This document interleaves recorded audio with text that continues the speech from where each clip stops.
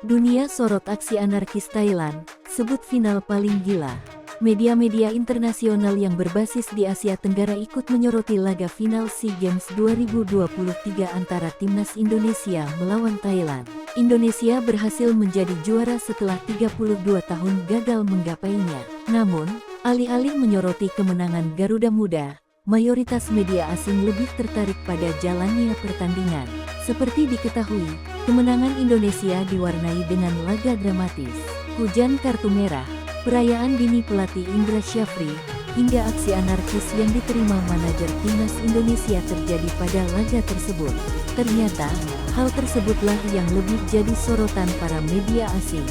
ESPN Asia melalui cuitannya di Twitter menyebut laga final Indonesia vs Thailand di SEA Games 2023 sebagai pertandingan gila.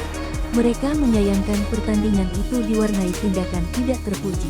Pun begitu dengan The Straits Times.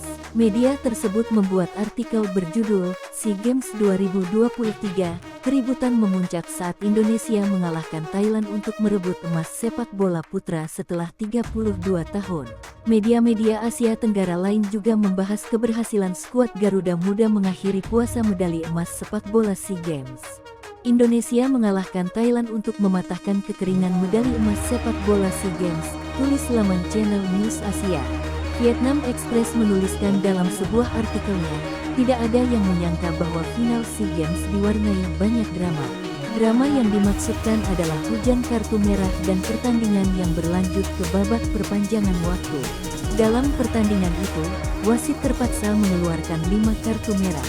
1 kartu merah untuk kiper Thailand Sophonpit, 1 untuk bek Indonesia Komang Krisnanda, dan 3 untuk staf pelatih Kiki.